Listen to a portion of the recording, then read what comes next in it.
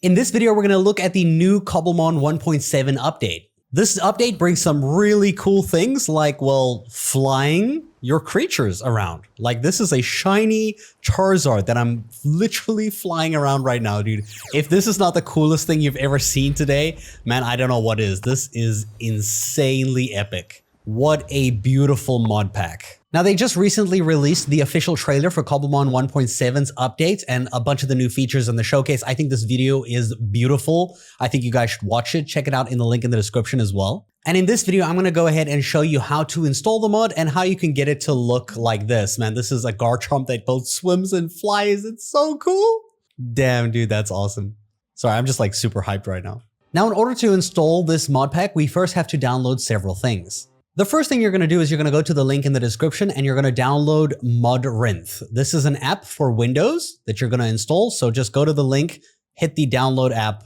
This will immediately download it and you can go ahead and install it. Once you've installed it and you've opened it up here, you'll be able to log into your Minecraft account. Obviously, you need to have a legitimate Minecraft account to do this. Now, with the Modrinth app installed on your computer, you're going to go to this link in the description down below. This is the Cobblemon official mod pack for Fabric. It has much better performance than the other ones. And from the website link over here, you can go ahead and hit the download option and you can use the install with Modrinth app. This will actually use the app to install it for you.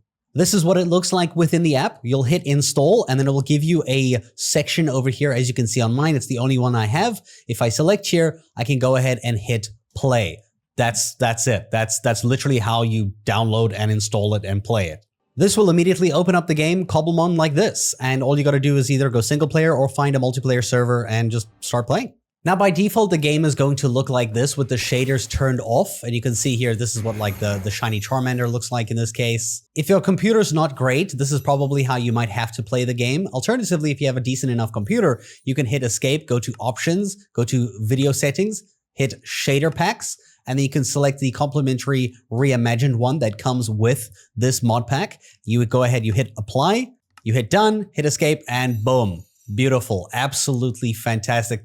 I'm so glad they included this into this mod pack. I think this is absolutely fantastic. And man, like shout out for these little sparkly effects for the shiny Pokemon, dude. That is beautiful. So now that we've installed it, let me show you how to play the game a little bit. Now I'm betting the first thing you're interested in is how do you ride a Pokemon? Well, not every Pokemon is rideable. For example, Lucario is not rideable, but Charizard can. He can fly and he can also walk. And in order to access the ride menu, you just have to crouch or sneak in this game. So as you do this, then you hit right click and you'll see here there is a ride option. Use this option and you'll get on the back of the Pokemon. You'll see this one, if I hold shift, he will sprint. You have a stamina bar at the bottom of your screen.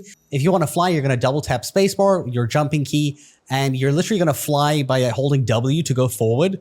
You'll see your stamina still goes down and you can turn your mouse left and right to kind of like pivot your turning. And you can also use the A and D keys to kind of turn a little bit more to the right or the left. If you want to go straight up, you're just going to use spacebar. So your jump key, you're just going to use that all the way up. And if you want to go down, you're just going to use the sneak key, which will allow you to go back downwards. I'm not exactly sure what the dismount key is, but when you have the Pokemon selected, you know, with your up and down arrow keys on your left side of your screen here, select the Charizard that you're riding and you press R, it will let you get off the Pokemon's back. And that's how I've been dismounting. As you saw at the beginning of the video, certain Pokemon can swim, like Garchomp, for example. If I crouch, right-click, use the ride mechanic here, it can both fly, as you saw with, you know, like the Charizard. So you can fly with Garchomp, and it's also pretty cool. Not gonna lie, this is really, really cool.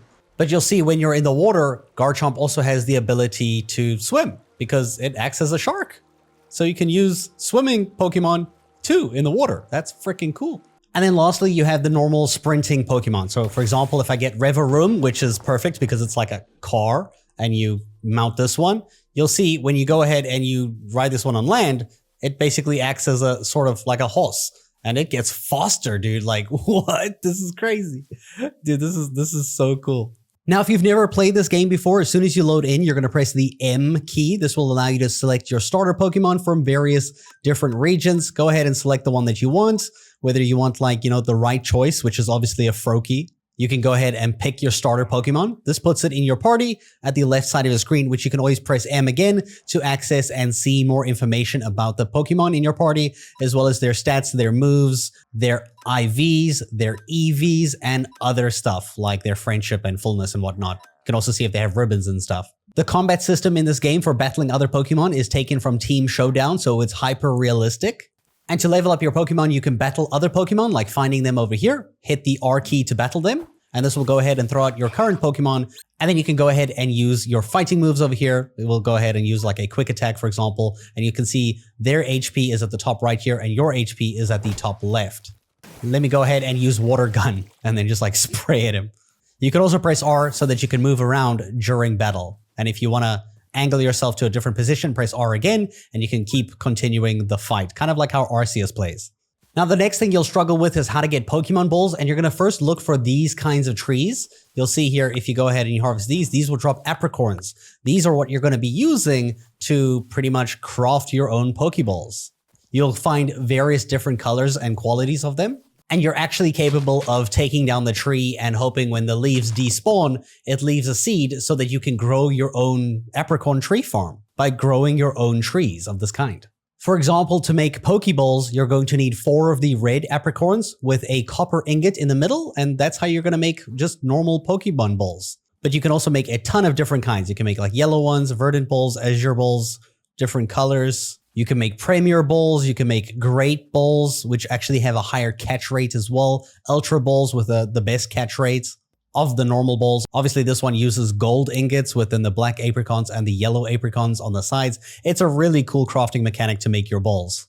Now, you're also able to make a PC, and I recommend making this as soon as you can, because this is where you're going to be storing all of your excess Pokemon, right? Because you can go ahead and store them here, and you can drag them into your party so that you can use them in the way that you want, or if you've collected a bunch and you don't want them in your party anymore, you can put them over here and, you know, just kind of sort your how you want to use your Pokemon. There's a bunch of different things. There's a filter here. You can filter by like alphabetical, by level, by type, by their Pokédex number, and also by their gender.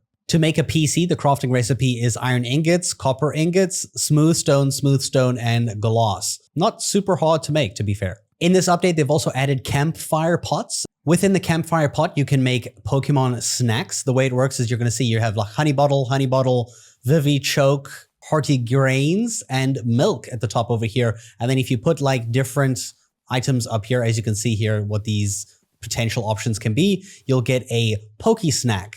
Now these, as you see in the trailer, when you place them down, you can actually use them to hunt certain types of Pokemon, like normal types, water types, and it spawns a bunch of them around the snack. Really cool. And you can do plenty more in the mod pack besides playing just normal Minecraft in it.